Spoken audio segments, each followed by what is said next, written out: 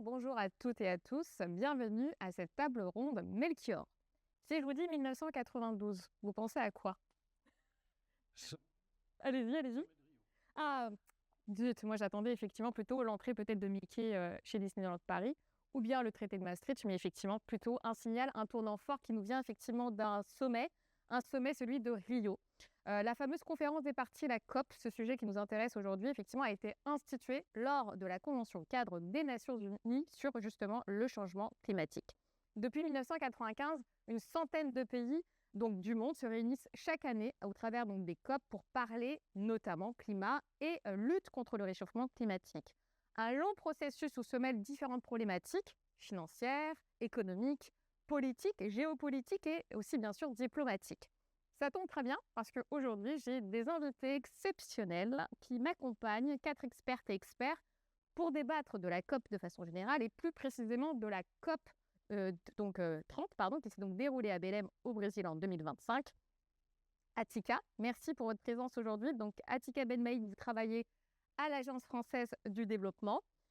Christian Gaulier, donc à ma droite, vous êtes professeur d'économie à l'école d'économie de Toulouse, Emmanuel Normand n'a pas la possibilité de venir aujourd'hui, mais est remplacé donc par chance par John Dulac, qui est donc responsable climat chez Saint-Gobain. Christian Depertuis, vous êtes responsable, en tout cas vous êtes fondateur de la chaire Économie du climat à l'Université Paris-Dauphine PSL. Merci à vous quatre pour votre présence ce jour. Et je me présente effectivement très rapidement. Je suis Fatma Tulle Pralon, enseignante d'économie à Sorbonne Université, co-responsable du NUE enjeux environnementaux au sein de la première année de licence et également vice-présidente déléguée de Sorbonne Université. Donc, j'ai le plaisir d'animer cette table ronde consacrée à la COP et précisément la COP 30 comme outil de réglementation.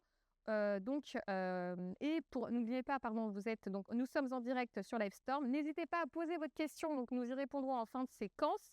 C'est parti pour une 50aine de minutes de questions-réponses.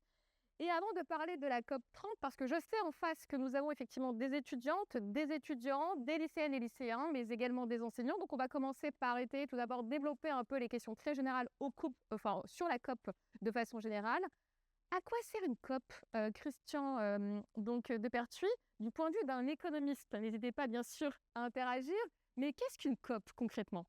Alors, une COP, il faut savoir que la COP, c'est l'organisme de décision qui se réunit chaque année pour voir où en est l'application des traités climatiques internationaux.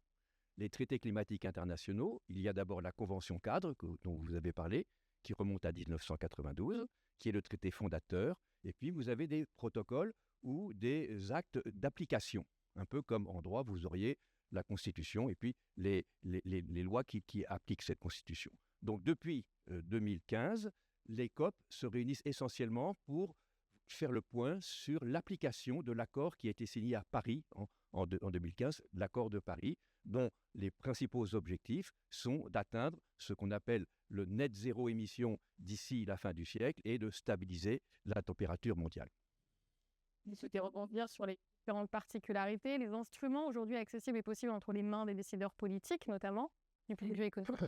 Oui, je pense qu'un des de ces COP, c'est la règle de l'unanimité. Puis c'est une institution qui dépend de l'Organisation des Nations Unies. Donc, il est fondé sur un principe de l'unanimité dans le processus de décision. Et là aussi, il suffit d'une partie, c'est dans les conférences de parties, il suffit d'une partie qui est opposée au projet de compte-rendu final de la conférence pour que la conférence capote. Comme ça s'est passé à Copenhague en 2008, si je me souviens bien. Juste préciser, la règle est maintenant celle du consensus, qui n'est pas tout à fait celle de l'unanimité. Puisque en 2015, si on avait appliqué la règle de l'unanimité, on n'aurait jamais adopté l'accord de Paris. Donc, justement, la différence entre les deux, la nuance. C'est extrêmement subtil. C'est une nuance qui a été introduite par la diplomatie mexicaine entre justement la conférence de Copenhague et la conférence de Paris. Mais sur le fond, Christian a parfaitement raison, l'un des problèmes majeurs de la gouvernance de ce système des Nations Unies, c'est la règle du consensus qui donne un droit considérable à toutes les minorités qui veulent bloquer le processus.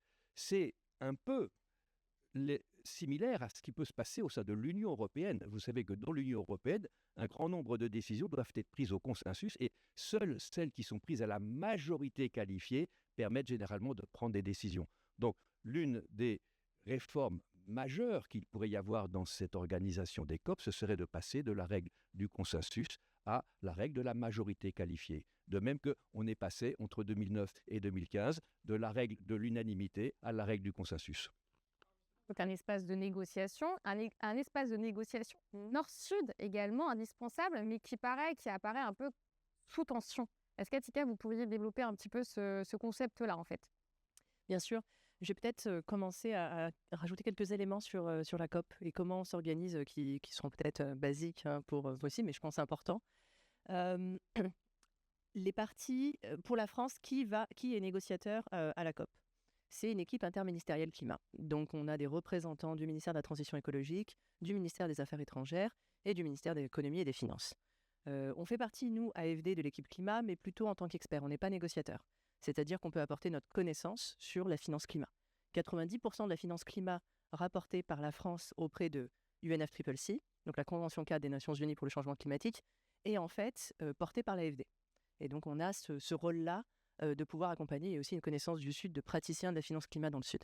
Donc, voilà comment la France est organisée, mais il faut aussi se dire que la France, elle se coordonne. Elle se coordonne parce qu'elle fait partie d'un groupe Europe. Donc, elle a tous les jours à la COP une coordination européenne, puisqu'il y a une position européenne qui est portée, et donc il y a des présidences tournantes de l'Union européenne, comme vous le savez, et c'est cette présidence qui porte, en ce moment Chypre, qui porte la voix de l'Union européenne. Et la France fait cette coordination européenne, mais il y a aussi des coordinations pour les parties du Sud. On a des groupes d'alliés, d'alliances, comme le G77, donc les pays, je vais très rapidement, mais les pays les plus pauvres, qui, de temps en temps, se mettent avec la Chine, de temps en temps sans la Chine. Ça, c'est intéressant. On a plein d'alliances comme ça. On a le groupe arabe qui, à Belém, s'est beaucoup opposé, et encore aux intercessions de Bonn, puisque, en fait, tout au long de l'année, entre deux COP, il y a des réunions pour pouvoir avancer sur certains sujets. Et en mi-année, il y a les intercessions au siège de la Convention cadre des Nations Unies, et j'y étais la semaine dernière aux intercessions de Bonn.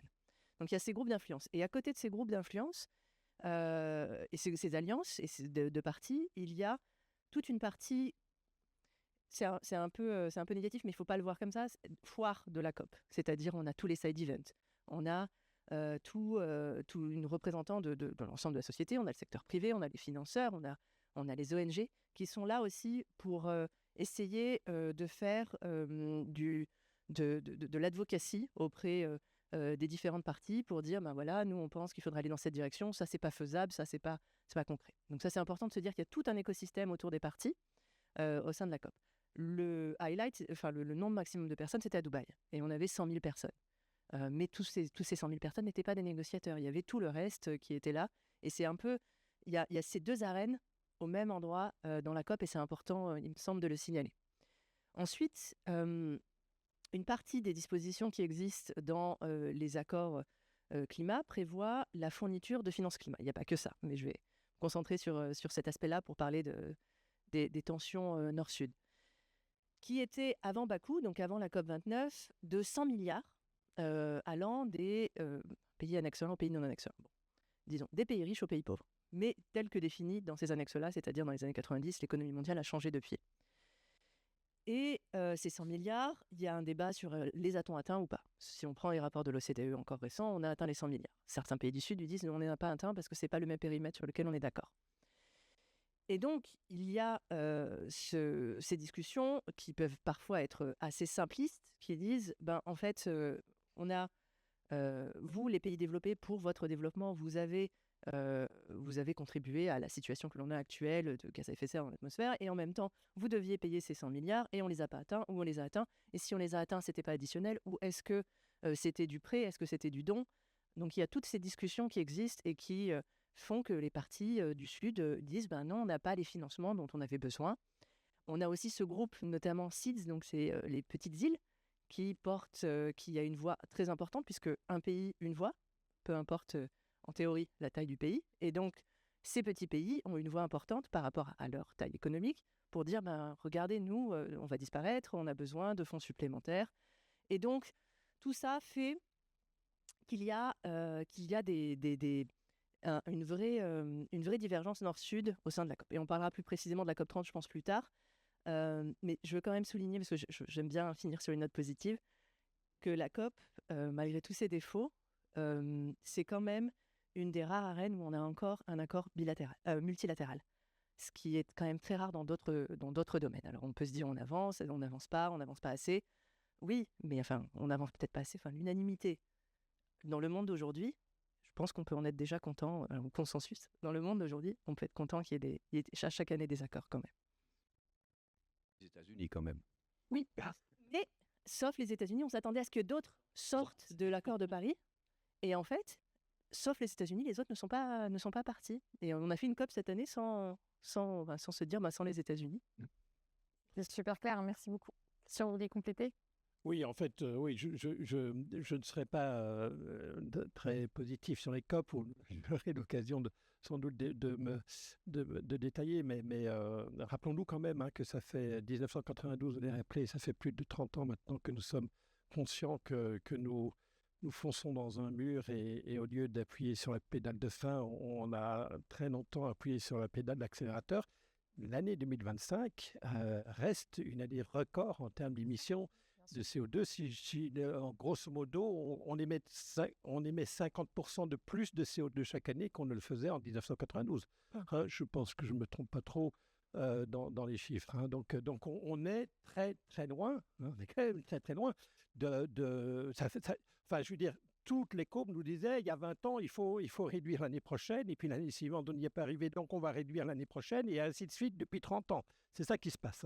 Donc maintenant, on se dit, ah oui, mais peut-être que maintenant, on est vraiment sur le bon côté de l'Himalaya, et qu'on va commencer à surfer dans la descente, mais ça reste à vérifier. Mais justement, moi, ce qui m'intéresse, c'est l'avis du côté des entreprises. Et comment, en fait, Saint-Gobain perçoit justement une COP de façon générale? Est-ce qu'elle voit la COP comme une contrainte ou comme une opportunité? Non, nous le voyons effectivement comme une opportunité. Je pense aussi que c'est un des raisons pour lesquelles les COP sont importants. C'est en soi du fait que ça soit à peu près de son pays qui participe à ces discussions et que ça n'a lieu qu'une fois par an.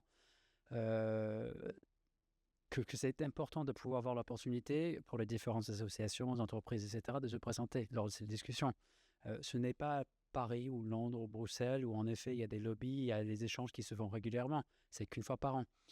Donc du fait d'avoir tout le monde qui descend peut sembler être un cirque en soi parce que c'est beaucoup de monde qui essaie de faire beaucoup de choses en même temps, mais c'est la seule opportunité que ces voix puissent être attendues et aussi qu'ils puissent utiliser leur consensus, au moins leur lobby d'ensemble, pour faire avancer des sujets importants. Et si je prends l'exemple de Saint-Gobain, et quand on revient il y a 10 ans à la COP de Paris en 2015, avant Paris, il n'y avait jamais eu un véritable consensus ni poids du secteur bâtiment lors des discussions de la COP.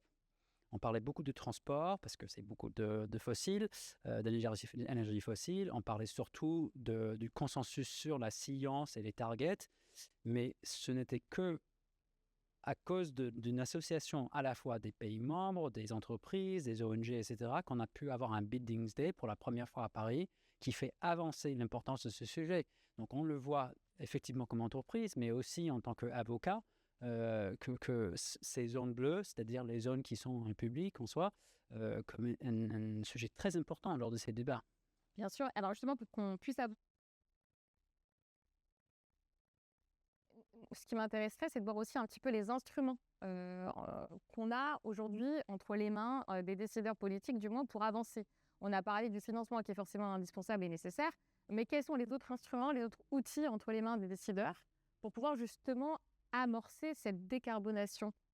Si je vous dis marché carbone, par exemple. Alors, il y a un idéal assez consensuel parmi les commis. L'idéal, c'est d'avoir un marché mondial de permis d'émission de CO2. On a une contrainte. Ce sera en quoi juste? Donc voilà. Voilà. Supposons qu'on veuille atteindre de rester en dessous de 2 degrés Celsius. On va se mettre d'accord pour dire que 1,5, ce n'est plus atteignable. Donc Donc 2 degrés. 2 degrés, il reste 800 gigatonnes de CO2 à émettre. Pour rester en dessous, on ne peut pas émettre plus de 800 gigatonnes de CO2 pour rester en dessous de 2 degrés Celsius. Et donc l'idée, c'est de dire, écoutez, je veux passer l'aspect intertemporel, on va distribuer des permis, 800 milliards de permis d'émettre 1 tonne de CO2 dans le monde. Et pour émettre 1 tonne de CO2, il faudra remettre ce permis à une autorité supranationale qui les brûlera ou qui les effacera. Et donc comme ça, en supposant qu'on est capable de vérifier que tous les gens qui ont mis du CO2 ont respecté l'engagement de remettre ces permis quand ils émettent 1 tonne de CO2, on serait en théorie capable de rester en dessous de 800 degrés Celsius. Et évidemment, on va permettre un marché de permis de se mettre en place, c'est-à-dire qu'il y aura des gens qui vont faire plus d'efforts que ce qu'ils auront reçu comme permis, et donc ils voudront échanger, et vendre leur permis, pour parler concrètement, et d'autres auront des problèmes parce qu'ils vont absolument voyager à travers le monde en avion et ils devront acheter des permis d'émission parce qu'ils n'en ont pas reçu assez. Et donc là, ils vont s'adresser aux gens qui en ont trop. Sur ce marché mondial, va se mettre en place un prix de référence du carbone. Et évidemment, ce prix sera le signal prix que le monde a besoin pour dire aujourd'hui, quand vous émettez du CO2, vous ne supportez aucune conséquence de ce CO2, parce que votre CO2, c'est les autres surtout qui vont en souffrir des dommages. Et donc, avec ce prix du carbone, par contre, chacun va internaliser cette contrainte collective des 800 gigatonnes parce que s'il réduit ses émissions de CO2 d'1 tonne, il va pouvoir vendre ce permis excédentaire sur le marché et il va pouvoir engendrer un bénéfice qui correspond au prix d'équilibre de ce permis. Et donc, de cette façon, ce prix informe à la fois les gens sur le coût de la contrainte et les incite à réaliser tous les efforts de réduction d'émissions de CO2 qui coûtent moins cher que le prix. Et donc, plus le prix sur ce marché est élevé, plus il révèle une rareté des permis de CO2, donc de la force de la contrainte, et plus les gens vont être incités à faire des efforts. Mais je sais que Christian va me dire qu'on est incapable d'évaluer, de mesurer des tonnes de CO2 émis dans l'agriculture. Parce qu'il y a quelques limites, visiblement. C'était pas mon intention de te contester là-dessus. Je voulais juste compléter en disant, Bien sûr. En 2 mots, ce que tu viens de dire, hein, un marché de quotas, c'est mettre une contrainte quantitative, un quota, et mettre un mécanisme de flexibilité. C'est ça que ça veut dire. Parce que si on met un rationnement sans mécanisme de flexibilité, on bloque l'économie. Donc c'est ça tout l'intérêt du marché de quotas. Non, ce que je voulais dire tout simplement, c'est que ce marché mondial des quotas, il a été prévu par le protocole de Kyoto et que on a commencé à le mettre en place à l'époque, dans les années 2000, à partir de 2005 très précisément, jusqu'en 2012. Et ce marché, à l'époque, ne fonctionnait que entre les pays développés.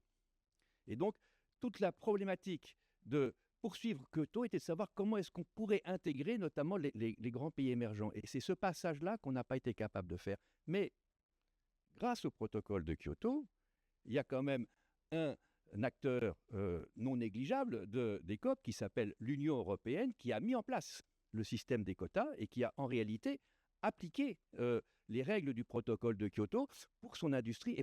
Et ce système a été extraordinairement efficace puisque l'Union européenne a réduit de 1/3 ses émissions de CO2 liées à l'usage de l'énergie fossile depuis 2005. Ça, il faut quand même le rappeler parce que moi, je pense que si je partage le diagnostic global de Christian, qu'effectivement, on n'est pas du tout dans les cordes pour stabiliser le réchauffement climatique aujourd'hui. Mais la question qui se pose, c'est s'il n'y avait pas eu les COP, s'il n'y avait pas eu le traité de 1992, où en serions-nous aujourd'hui? Et moi, ma vision, c'est que sans le dispositif des COP, la situation serait bien pire. Donc, je rejoins assez directement ce que tu as dit, je ne me souviens plus de ton nom, l'AFD, c'est que les COP, c'est sûr que ce n'est pas la solution, mais un monde avec les COP défaillantes et qui doivent être améliorées est quand même mieux qu'un monde dans lequel il n'y aurait aucune COP.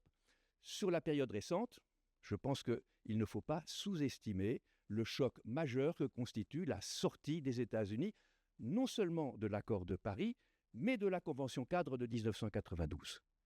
Jusqu'à présent, les États-Unis étaient sortis soit du protocole de Kyoto, soit de l'accord de Paris, mais étaient toujours restés dans le cadre de la Convention de 1992. Or, lorsqu'on parle de la COP, c'est bien l'organe souverain de la Convention cadre de 1992. Ce qui veut dire qu'aujourd'hui, on a une espèce d'architecture internationale multilatérale de la COP qui fonctionne quand même en l'absence de la première puissance économique mondiale qui a quand même quelques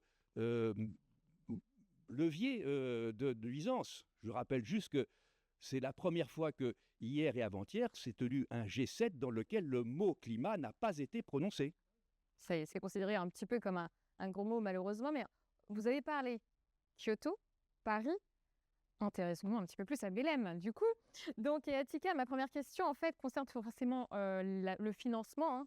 Peut-on parler d'une clarification, justement, d'arbitrage entre les coûts immédiats, les bénéfices futurs? Quels sont les réels changements, finalement, apportés par Belém du point de vue du financement de façon générale, bien sûr? Je réalise aussi qu'il y avait un autre élément que je voulais préciser lorsque vous parliez de la journée bâtiment. Dans les COP, il y a la partie négociation et la partie agenda de l'action. Et c'est important pour Belém. La partie agenda de l'action, ce n'est pas sujet à négociation. C'est certains pays qui se mettent ensemble et qui disent on veut avancer sur ce sujet, comme sur le bâtiment. Il y a eu un sommet en France l'année dernière. Et parfois, quand les COP, parfois l'agenda de l'action nous permet d'avoir des avancées intéressantes. On est arrivé à Belém, il ne faut pas voir Belém seul. Et je pense qu'il faut le voir avec Bakou, donc la COP29, si on parle financement. La fin de l'objectif des 100 milliards que je mentionnais précédemment était à Bakou. Il devait y avoir une décision à Bakou pour quel était le nouvel objectif. La décision de Bakou prévoit en fait un objectif qui est double. Le 300 milliards, qui est le flux nord-sud, classique, flux public, et un autre objectif qui est de 1300 milliards. Et donc, il y a eu une roadmap de Bakou à Belém à laquelle nous, on a contribué. Alors, la France a contribué de son côté, puis nous, en tant que financeur, bailleur, Banque publique de développement, on a aussi contribué sur qu'est-ce qui était composé, qu'est-ce qui constituait cette différence entre les 300 milliards et les 1300 milliards. Et donc, il y a un peu de tout. Capital, 1300 milliards par an ou Oui. C'est bien ça. Hein. Oui. Donc on est sur des 300 milliards et 1300 milliards. Des COP 25, etc. Hein. Donc, Déjà que le 300 milliards, on était également. C'est l'ensemble des finances. Oui, c'est ça la différence. Vous avez fait prêts, les prêts sont dedans. Les 300 milliards et les prêts sont dedans et les 100 milliards, les prêts sont dedans aussi. Donc, ça veut dire seuls les prêts à des conditions spécifiques. Les prêts commerciaux ne sont pas dans les 300 milliards. Les prêts commerciaux ne sont pas dans les 300 milliards. L'essentiel du crédit, il est quand même sur les... Mais par contre, nous, ça nous arrive de faire des prêts non concessionnels et qui sont comptés aussi dans les 100 milliards. Et l'OCDE les compte quand même. Ça dépend de certaines conditions. C'est pas juste du... ça dépend de ce qu'on appelle concessionnel, non concessionnel. Oui, mais c'est la question du taux, en fait. Ouais. Aux étudiants. En gros, ce sont des prêts qui sont faits à des conditions plus favorables que le marché. Et il y a un régime qui est le régime des prêts concessionnaires, qui est le principal. Et il y a effectivement des acteurs un peu particuliers, comme l'AFD, qui font des prêts à des conditions, en Allemagne, la KfW, qui font des prêts à des conditions plus avantageuses que celles du marché. Parce qu'on fait une agence de développement, et donc il y a des règles qui sont régies par le CDE et le comité de développement de l'OCDE, le DAC. Pardon, encore une question. C'est des prêts pour réduire les émissions ou c'est des prêts pour l'adaptation, ou c'est les deux? La question, parce qu'en fait, ça me permet, j'aime beaucoup cette question parce qu'en fait, ça me permet de dire ce qu'il y a dans la finance climat. Désolée, c'est pas votre question, mais je pense que c'est essentiel. C'est parce que en fait, on se dit, qu'est-ce qu'il y a dans la finance climat? On a l'impression que c'est une poche différente de notre métier habituel. Et en fait, non, c'est peut-être une redirection des flux financiers, mais globalement, il y a des stations d'épuration dedans, à condition que ce soit dans un contexte de stress hydrique, il y a de la réutilisation des eaux usées, il y a des projets de métro dedans. Mais c'est parce que c'est du transport public, du transport peu carboné. Et donc, en fait, comme il est fait référence dans l'accord de Paris, on parle de trajectoire de développement bas carbone et résiliente. Et là, oui, ce sont des projets de développement à co-bénéfice climat que l'on qualifie. Et la modalité pour qualifier les co-bénéfices climat, quand on est un bailleur public comme nous, Elle n'est pas définie par UNFCCC, c'est une des limites peut-être. Mais on s'est mis ensemble avec toutes les banques multilatérales de développement, avec la Banque mondiale, avec la Banque européenne d'investissement, la Banque asiatique, la Banque africaine, et puis il y a un groupe qui s'appelle IDFC, on est un peu lead, qui est un groupe de 27 banques publiques de développement, du Nord et du Sud. Et on a des principes communs qui sont disponibles sur Internet pour l'atténuation, pour l'adaptation, et c'est comme ça que l'on qualifie notre finance climat. Mais ce sont des projets de développement qui ensuite sont qualifiés de finance climat. Et donc, ces deux objectifs de Belém, c'est 300 milliards, et de Bakou, de 300 milliards et de 1300 milliards. On arrive à Belém avec l'idée de clarifier. Le 300 milliards, on sait plus ou moins ce qu'il y a dedans, avec quand même quelques débats. C'est un des articles de la décision finale de Bakou, qui est que c'est ouvert aux contributions volontaires. Parce qu'une des discussions des COP en ce moment, c'est de se dire le monde n'est plus le même qu'en 92, donc les pays riches et les pays pauvres, c'est plus les mêmes, peut-être, et que donc il faudrait peut-être élargir la base des contributeurs. C'est la Chine. Et les pays du Golfe. Et les pays du Golfe. Et donc, il y a la question qui se pose, c'est de se dire, quand est-ce que ces 300 milliards, il ne faudrait pas inclure d'autres pays dans les contributeurs. Et donc, il y a un article qui prévoit dans Bakou de pouvoir comptabiliser la contribution volontaire. Et donc ça, c'était l'accord qui a été trouvé avec la Chine, de dire, je contribue, mais il ne faut pas que ce soit déclaré comme quelque chose d'obligatoire, il faut que ce soit considéré comme volontaire. Et le 1300 milliards, donc on n'est pas totalement arrivé à un atterrissage sur ce qui était dans cette différence de 300 milliards, 1300 milliards. Il y a eu un rapport qui a été fait par la présidence brésilienne coordonnée. Sur le positif, il y a eu des travaux des ministères des Finances, une trentaine ou une quarantaine de ministères des Finances qui ont contribué à ce rapport, et on trouve que c'est bien que ce soit ces ministères forts qui contribuent à la discussion sur la finance climat. Vous pouvez tout trouver. Il y a les crédits carbone, il y a le secteur privé, il y a tout dedans. Il n'y a pas de priorisation. Donc, ce qui a été décidé à Belém, c'est que post-Belém, il y aurait une réflexion, un programme de travail pendant, il me semble, 2 ans, le Veradas Dialogue, pour essayer d'affiner un peu ce travail qui a été fait pour Belém. Et actionner du coup des leviers. Et Christian ? Le point quand même, c'est qu'il y a un troisième volet sur la finance climat qui est la compensation au titre des pertes et dommages, qui est un point très important et l'un des nœuds les plus importants aujourd'hui de différence d'opposition entre le Nord et le Sud, puisque les pays du Sud réclament en fait, au titre des pertes et dommages qui peuvent être imputés déjà au réchauffement climatique, une compensation financière, ce que les bailleurs du Nord, je pense y compris l'AfD, enfin je ne veux pas parler en son nom, sont très réticents à accepter, parce qu'évidemment c'est ouvrir la voie d'énormes transferts financiers. Ça c'est le premier point. Le deuxième point, je crois, qui est quand même important, et c'est ce qui s'est passé à Belém, c'est que Belém, c'est vraiment un changement total de centre de gravité de la négociation. C'est-à-dire que Belém, c'est vraiment les pays émergents qui prennent le lead sur le système de la COP. Et l'Union européenne est totalement marginalisée, à tel point que dans la décision finale, il est écrit noir sur blanc que le mécanisme d'ajustement à la frontière ne correspond pas aux objectifs de la COP. Hein. C'est quand même une énorme victoire de la Chine qui s'oppose à ce mécanisme qui est probablement l'un des plus importants aujourd'hui au sein de l'Union européenne. Ouais. Peut-être l'AfD a été citée, je me permettrai sur fonds et pertes et préjudices. Sur fonds, pertes et préjudices, non, l'AfD n'est pas adverse. On fait même des projets là-dessus. Et en fait, pour vous dire peut-être le contexte, je pense que c'est important pour nos auditeurs, un fonds a été créé à la COP28 à Dubaï, annoncé. La France y contribue, et d'autres pays. Et ce qui était un enjeu important à Belém, c'était de montrer une vraie mise en œuvre. Parce qu'il y a eu dans le passé le Fonds vert pour le climat, et qui est très critiqué pour plein de raisons, et en partie sa bureaucratie et les durées très très longues pour délivrer de la finance climat, ce qui est vrai. Et donc là, ils doivent montrer que à partir du moment où il y a eu cette décision et cette annonce, il y a des projets qui sont délivrés très rapidement. Et il y a un premier batch, un premier appel à projet qui a été annoncé à Belém pour montrer que très rapidement, ils peuvent avancer dans la mise en œuvre.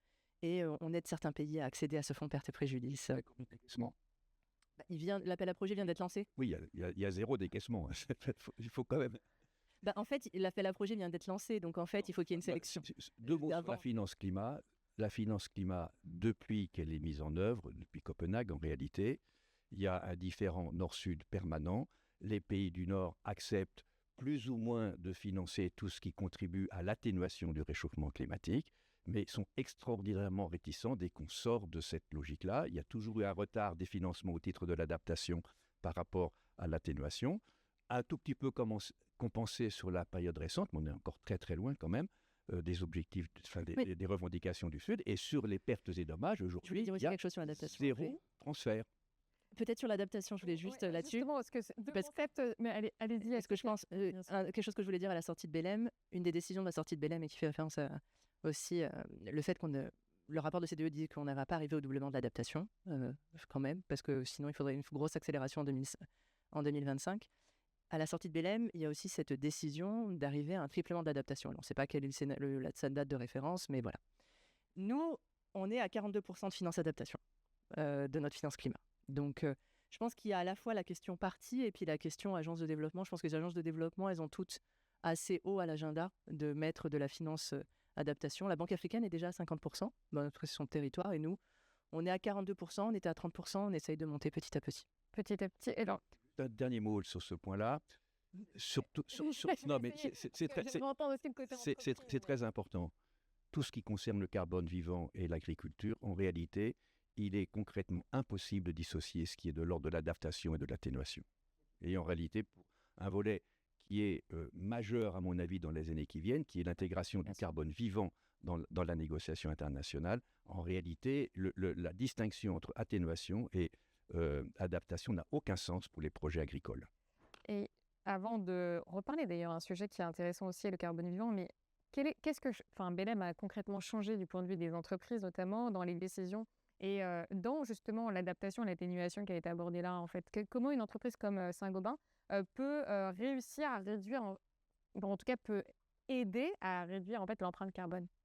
Ah bah là, c'est notre métier, mais si je prends au sens large du secteur bâtiment et que tous ces sujets qui sont évoqués, on voit la complexité de la transition, que ce soit mitigation ou adaptation. Nous offrons effectivement à Saint-Gobain des produits pour les deux cas. C'est-à-dire que quand on regarde la construction, la rénovation d'un bâtiment, nos produits d'isolation, de vitrage, etc., sont à la fois mitigateurs, mais peuvent aussi être adapteurs. Nous avons également le développement de certains produits d'après le marché. Si je prends l'exemple des US, donc l'US a très souvent ce qu'on appelle des shingles, donc c'est une espèce de tuile pour la toiture qui part assez facilement avec les tempêtes. Et donc, nous adaptons la gamme de produits qu'on offre au marché pour être plus résiliente contre ces tempêtes. Pareil pour nos marchés, par exemple, de produits de mortier qui s'utilisent dans la construction, qu'on adapte à des conditions locales, à matières locales, etc., pour être plus résiliente, plus sourcée localement, etc. Donc, est-ce qu'on peut parler clairement là, de création de nouveaux marchés, finalement, suite à cette réglementation? Est-ce que ça a créé des nouveaux marchés bas carbone? Est-ce qu'on peut clairement le dire, en fait? Je vois, au moins pour le secteur bâtiment, que les deux vont main à main. Cela dit, si je prends l'exemple d'un bâtiment et quand on parle de réchauffement climatique, pendant un bon moment, on parlait, par exemple, de ne pas mettre une clim dans un bâtiment et plutôt de le bien construire, de le bien isoler, de bien le rénover pour éviter effectivement l'énergie qui va avec la clim. En effet, dans certains climats, il va être presque inévitable maintenant de ne pas avoir une climatisation afin de vivre correctement, à étudier correctement, etc.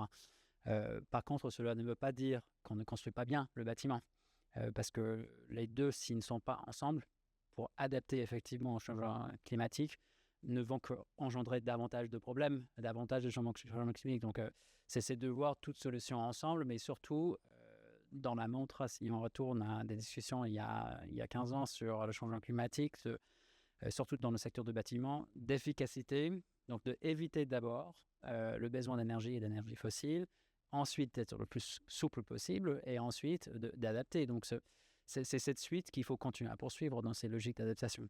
Bien sûr. Pour faire la transition, Christian, moi j'aimerais savoir, on a discuté un peu de ce que Belém a permis finalement, mais qu'est-ce que Belém n'a pas permis concrètement? Quelles sont les décisions qu'on aurait aimé, que vous auriez aimé mettre en place, par exemple, si vous étiez présent sur place? Aujourd'hui, du point de vue économique, du point de vue du décideur économique, en fait, quelles sont les limites les défis en fait de l'après pour cette année par exemple, selon vous? Alors, les défis à court terme, à mes yeux, c'est effectivement de restaurer une gouvernance qui soit beaucoup plus proactive et qui passe par une modification des règles de vote. Je crois que, tu l'as rappelé, la COP aujourd'hui est probablement l'une des rares institutions multilatérales dans lesquelles le plus petit État du Pacifique a autant de voix que les États-Unis d'Amérique ou la Chine. C'est ce qui est numériquement ce qui conduit. Bon. Mais cette règle donne un pouvoir incroyable aux minorités de blocage. Et donc, je pense que là, et pour moi, c'est vraiment la question majeure de gouvernance. L'autre question évidente, c'est que le système multilatéral sans les États-Unis d'Amérique est un système qui ne peut pas continuer longtemps. Enfin, je veux dire, on a un vrai problème majeur qui est l'absence des États-Unis du dispositif. À moyen terme, je pense que une évolution extraordinairement souhaitable serait que, en réalité, on parle de la COP climat, mais il y a 3 COP qui se tiennent. Il y a la COP climat, la COP biodiversité et la COP désertification. De plus en plus, il apparaît que les problématiques, notamment de la protection du climat et de la protection de la biodiversité via le carbone vivant, sont extraordinairement liées. Donc je pense que dans un futur optimiste, parce que bon, vis-à-vis des lycéens et des étudiants, il ne faut pas quand même qu'on ait l'impression d'être des anciens combattants qui regrettons le passé. Non, c'est d'un point de vue dynamique, je pense qu'on peut imaginer un système multilatéral beaucoup plus puissant par rapport aux questions environnementales si on intégrait ces 3 questions du climat, de la perte de la biodiversité et de la diversification dans une gouvernance commune qui serait en gros comment adapter nos économies aux limites planétaires. Très bien. Et effectivement, donc l'important, c'est... Christian, vous vouliez compléter? Oui. Peut-être essayer de réunir différents éléments dans les 15 dernières minutes. Les COP sont sur une corde raide, c'est-à-dire que d'un côté, on a les pays du Sud qui réclament plus d'argent, beaucoup plus d'argent. Et quand même, on a passé de 1 à 10 en 2 COP, c'est absolument considérable. Et de l'autre côté, on a l'Europe qui subit une certaine désindustrialisation, une chute de ses perspectives de croissance. Christian l'a rappelé, baisse de 33% quand même des émissions de CO2 en Europe par rapport à 1990, c'est considérable. Ça s'est accompagné en bonne partie d'une baisse de la production, du transfert de la production des produits les plus carbonés vers les pays qui n'ont pas de tarification du carbone et qui ne pénalisent pas les émetteurs de CO2. Donc un problème considérable de fuite de carbone. Et avec aujourd'hui une situation politique en Europe qui est très très complexe parce que on a réussi le Green Deal européen avant les élections européennes de 2025. Mais aujourd'hui, le nouveau Parlement européen et un certain nombre de pays sont en train de pousser massivement pour un abandon d'un certain nombre des ambitions européennes pour défendre le consommateur et les citoyens européens. Donc on a un backlash non seulement en termes de vision et d'ambition, mais aussi une confrontation. On demande à la fois aux Européens de faire plus d'efforts qui sont très coûteux. Et je voudrais rajouter un mot sur ce qui vient d'être dit au niveau industriel sur la construction. Donc, à la fois les Européens affrontent des pertes de pouvoir d'achat et de création de valeur parce qu'on décarbone, et c'est très coûteux. Et en plus, on leur demande de mettre la main à la poche pour contribuer au développement décarboné des pays du Sud, ce qui est compréhensible. Et dans cette vision de 1992 de responsabilité commune mais différenciée, effectivement, l'Europe apporte une responsabilité particulière. Et à cela se rajoute la sortie des États-Unis des accords de Paris et de tout le reste. Et ça, c'est du point de vue, et avec un discours extrêmement agressif sur drill, baby drill, qui est pour l'Européen standard, il entend ça, et à la fois on lui dit, vous allez vous serrer la ceinture, vous allez payer le gaz naturel plus cher, et regardez en face, ils sont en train de se gaver de pétrole et gérer un surplus à la vente des gaz naturels et de gaz de schiste vers le reste du monde, les États-Unis. Donc on est dans une situation extrêmement pénible, et effectivement, depuis 2-3 COP, on est au bord du gouffre. C'est-à-dire que les Européens acceptent de venir au secours du Sud, mais en marche arrière. Et ce n'est pas clair que les engagements qui ont été plus ou moins pris à Belém vont être effectivement respectés. Je crois que le backlash au niveau européen met un doute là-dessus. Et les capacités d'emprunt et d'endettement des pays européens en sont constituées aussi un frein. Donc voilà, donc on a fait semblant de lâcher. Est-ce qu'on a réellement lâché quelque chose vers le sud pour continuer à rester dans un processus multilatéral désirable? C'est pas clair. Et je voudrais terminer sur la problématique des coûts. C'est vrai que les Européens ont subi des coûts de décarbonation extrêmement importants déjà. Et pour aller, je vous rappelle que d'ici 2030, on ne veut pas s'arrêter à 33%, on veut aller jusqu'à 55%, et c'est dans 4 ans. D'accord? Et on a récolté les fruits qui se trouvaient au bas de l'arbre. Maintenant, il faut monter tout en haut de l'arbre pour aller... je vais prendre quelques exemples. On a des études de l'INSEE qui montrent que finalement, les efforts d'isolation thermique du bâtiment ont pas été très efficaces. On a des coûts par tonne de CO2 évité autour de 400-500 € la tonne de CO2. On émet 52 gigatonnes chaque année de CO2 dans l'atmosphère. Si on doit dépenser 500 € chaque fois qu'on élimine une tonne de CO2, faites le calcul, c'est une multiplication assez simple et vous obtenez un certain nombre de trillions d'euros. Quand on regarde la décarbonation d'un élément considérable de la construction, c'est le ciment. Le ciment, pour décarboner le ciment, ça émet énormément de CO2. C'est 8% des émissions mondiales. Et pour décarboner le ciment, il faut mélanger le calcaire avec de l'argile, qui lui n'émet pas de CO2 quand il est calciné. On doit récupérer du béton qu'on doit reconcasser pour le recombiner dans du nouveau ciment. On doit décarboner la source d'énergie pour calciner ce ciment. Et ça coûte très très cher. Alors il y a des opérations qui ne coûtent pas très cher, il y a des opérations qui coûtent beaucoup plus cher. On est de l'ordre de grandeur de 400-500 € la tonne de CO2 dans le secteur du ciment. Donc, ne nous trompons pas, la transition énergétique ne sera pas heureuse. Elle va coûter et constatons que le citoyen électeur français et européen n'est pas partant pour affronter cette perte de pouvoir d'achat. Pour rebondir rapidement, à la fois sur l'isolation, mais aussi sur cette question de coût. J'entends l'argument et nous, en tant qu'industrie, parmi d'autres acteurs, on le constate effectivement dans nos décisions parce que mettre par exemple du CAPEX sur un projet pour décarboner et voir le coût par tonne, c'est pas évident. Cela dit, il faut aussi penser aux co-bénéfices et sur les enjeux à moyen et long terme si on ne fait pas justement ces actions. Donc, je prends l'exemple de l'isolation. Certes, isoler un bâtiment, surtout quand c'est en rénovation, si on prend l'exemple des bâtiments en face haussmanniens, c'est pas évident, on le sait. Mais quand on parle des bénéfices de confort, surtout pendant les canicules comme aujourd'hui ou quand il fait très froid, quand on regarde aussi tout ce qui est apporté en termes de santé et les frais économiques qui vont avec une meilleure santé à condition d'avoir un bon bâtiment, etc., qu'il ne faut pas regarder que le prix de CO2. Et je pense, pour terminer, que sur ce même principe, c'est un peu le problème à ce que je vois aujourd'hui, de devoir défendre un système qui, en fin de compte, va nous coûter extrêmement cher avec le désastre qui nous attend avec le changement climatique, pour simplement dire que c'est le coût CO2 qu'on doit payer. Parce qu'en réalité, quand on regarde déjà les tempêtes et les milliards d'euros que ça nous coûte, à un certain moment, il faut se dire que ce n'est pas que le coût direct qui est important. Et j'en profite parce qu'une question, en fait, fait le lien aussi avec ce qui a été précisé sur les choix, les arbitrages également, en fait. On nous demande une question justement sur le kérosène. Pourquoi le transport aérien est si peu taxé aujourd'hui, en fait? Quelles initiatives ou projets dans ce sens? Est-ce que quelqu'un souhaite rebondir?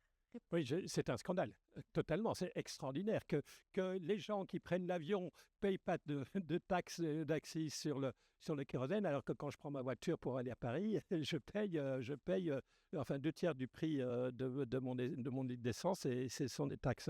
C'est extraordinaire, c'est la conséquence d'un accord international, des accords de Washington, de Chicago, je ne sais plus. À la sortie de la Deuxième Guerre mondiale, il y a un accord international pour ne pas taxer le kérosène. Je ne sais pas pourquoi ça a été fait, mais Tu payes l'assise si par malheur tu prends l'avion entre Toulouse et Paris, ce que j'espère tu ne fais jamais. Non, je prends le train, bien sûr, 5 heures de train. Non, je le fais, je t'assure. Et ça, cette semaine, je suis venu en train. C'est assez il faisait chaud, hein, je peux te dire. C'est assez casse-pied d'aller en train à Toulouse, ouais. Alors, on a parlé du kérosène, mais en fait, Même si c'est possible. Vous voyez, quand j'ai fait mes premiers cours d'économie du climat, c'était vers les années 2005, je montrais toujours un slide avec le coût de soutien de l'énergie solaire.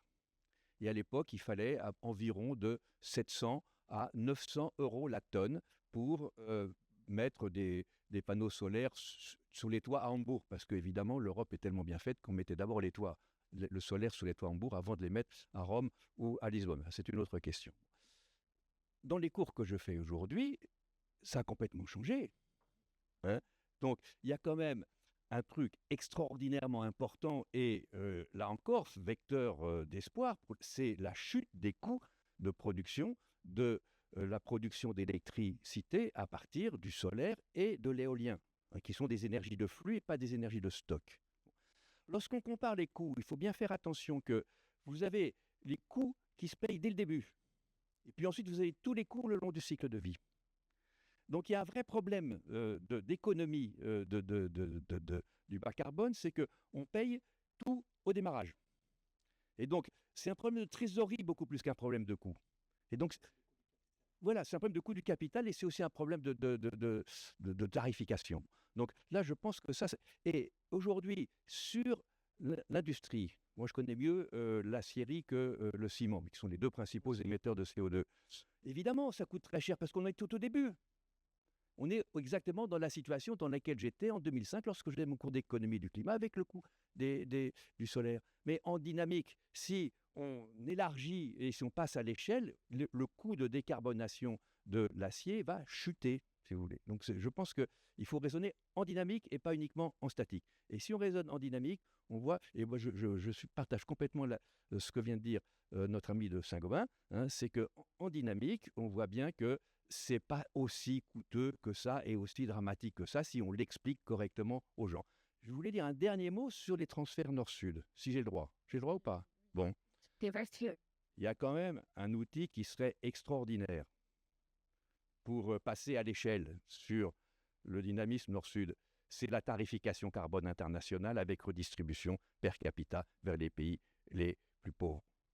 Et ça, c'est un outil évidemment, il faudrait mettre en place.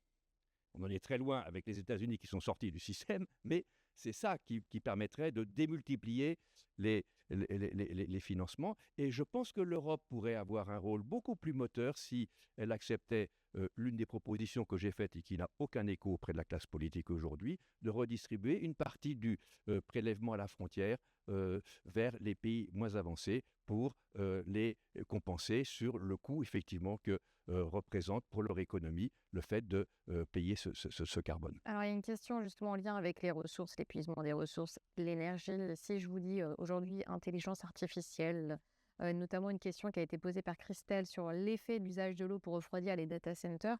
En fait, comment en fait prendre en compte cette considération-là justement dans les prochaines COP? Quel appui? Est-ce que quelqu'un souhaite répondre à cela? Je n'ai pas de connaissances spécifiques là-dessus, mais il semblerait que les besoins en eau soient largement exagérés en fait sur le développement des data centers. Et puis effectivement, les data centers, ils pourraient être utilisés de l'électricité décarbonée. Donc le lien avec le changement climatique n'est pas complètement évident, mais à vérifier. Hein, il y a plein de gens qui font de l'IA et qui en même temps essayent de développer des small modular reactors, quoi, hein, pour dire moi je ne vais pas avoir d'effet sur le changement climatique et je vais développer ma technologie nouvelle. Et compte tenu de la chute des coûts, hein, on a bon espoir aussi que les petits réacteurs nucléaires puissent avoir des coûts qui sont comparables à celles au coût de l'électricité fossile, parce que rappelons-nous quand même le sujet numéro 1, on a beau dire que les coûts de renouvelables ont beaucoup chuté, il y a quand même un énorme problème d'intermittence qu'il faudra régler avec des batteries ou d'hydrogène et ça coûte très très cher en fait, et donc le coût global de l'électricité, c'est pas, je vous rappelle que le rapport RTE de 2021, ils sont en train d'en faire un deuxième, mais dit ça va coûter 20% plus cher l'électricité quand elle sera décarbonée en France. Hein. Restons prudents sur... Aujourd'hui, les énergies fossiles sont difficiles à battre concurrentiellement pour consommer de l'énergie. Et rappelons-nous que on est à $80 le baril de pétrole aujourd'hui, mais rappelons-nous que le coût d'extraction et de transport du pétrole saoudien, il est à $5. D'accord? Donc, ils ont de la marge pour nous concurrencer sur nos renouvelables. Mathilda, vous voulez compléter, c'est ça?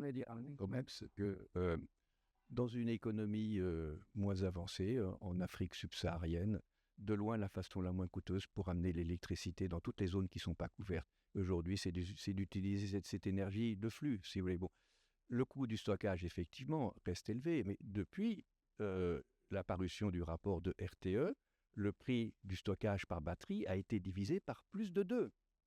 Hein, donc, on est sur des dynamiques extraordinairement rapides qui résultent de quoi? Qui ne résultent pas d'innovation technologique, qui résultent du passage à l'échelle. Et le problème numéro 1, c'est que ce passage à l'échelle, il a très peu lieu en Europe, il a essentiellement lieu en Chine. Mathilda. J'allais justement parler sur les batteries de la même manière avec un exemple assez concret. Quand j'ai commencé à travailler sur des projets énergie renouvelable avec batterie en Jordanie, donc ça devait être 2014-2015, on me disait les prix sont trop chers. Et puis en fait, depuis, c'est devenu un peu plus accessible sur certaines tailles, sur certaines capacités. Voilà. Donc il y a aussi les prix qui... Sur l'IA, je n'ai pas de connaissances particulières là-dessus. Donc j'aurais du mal à m'exprimer là-dessus. Mais pour vous dire qu'il y a dans les groupes de négociation, il y a un groupe qui est sciences et technologies. Est-ce qu'un jour, ils prendront l'IA? Pour le moment, ce n'est pas le cas. Et je ne sais pas s'il y a des plans ou d'un programme pour prendre en compte l'IA. Et j'en profite aussi pour parler de 2 éléments, parce qu'on parle des énergies fossiles. Un regret de l'Union européenne qui a été marginalisé, pour reprendre vos propos, lors de Belém, c'était la question de la transition away from fossil fuels, qui est un des éléments qui un succès dans la décision de Dubaï qui fait référence au transition away from fossil fuels. Et donc, Bakou, on s'est concentré sur la finance climat, c'était l'objectif, parce qu'on était en 2025. Et donc, on espérait à Belém, et en tout cas, c'est l'Union européenne, avec la France également, espérait pouvoir mettre ça haut dans l'agenda. Ils n'ont pas réussi. Là, je regarde l'heure, ce sera très dur d'expliquer en 1 ou 2 minutes tout le processus qui fait, les oppositions dès le début, et notamment les pays qui se sont arc-boutés sur le CBAM. Dès le début, en mettant dans tous les groupes de négociation, on va parler du CBAM. Donc, il y a une stratégie qui a été mise en place. Puis le groupe arabe s'est beaucoup opposé dans beaucoup de groupes sur ce sujet. Et donc, en fait, on en ressort avec une feuille de route pour travailler sur Transition Away from Fossil Fuels. Et là, on est allé chercher une alliance. C'est-à-dire qu'il y a des pays comme ILAC, donc l'Amérique latine, la Colombie, qui étaient intéressés à travailler avec nous sur ce sujet-là. Bon. Colombie a eu des élections, on verra s'ils sont toujours intéressés, ou ils vont avoir des élections, mais en tout cas, on verra s'ils seront toujours intéressés après ça. Merci beaucoup à vous 4. J'ai plein d'autres questions et encore malheureusement d'autres dans le chat ici que je n'ai pas pu poser parce qu'on manque malheureusement de temps. On peut très rapidement conclure la table ronde en précisant que la transition évidemment est un espace où s'affrontent différents sujets, en tout cas un lieu de controverse finalement, où se rencontrent économie, coopération internationale, transformation industrielle. Belém a finalement ouvert une porte, mais l'essentiel reste encore bien devant nous. Rendre peut-être un peu plus les trajectoires, en tout cas crédibles, financer l'adaptation, en tout cas peut-être autrement ou de façon peut-être plus efficace, et transformer, pourquoi pas, effectivement, nos modèles producteurs. Et je terminerai juste sur un point peut-être qu'on n'a pas eu le temps d'évoquer, et peut-être aussi un peu plus, et vous en avez un petit peu parlé notamment, c'est former aussi nos citoyens, concitoyens sur cette approche-là, parce qu'il y a beaucoup de décisions prises, mais finalement la base, les étudiants, les élèves, les associations en fait, les entreprises locales en fait aimeraient concrétiser, voire de façon très concrète cette approche. Et ça reste encore une fois un jeu de politique et politiciens, ce qui serait dommage, enfin ce qui est dommage finalement, ça serait de voir un peu plus ces décisions politiques prises de façon concrète. Merci à vous 4, à très bientôt pour d'autres conférences. Melchior.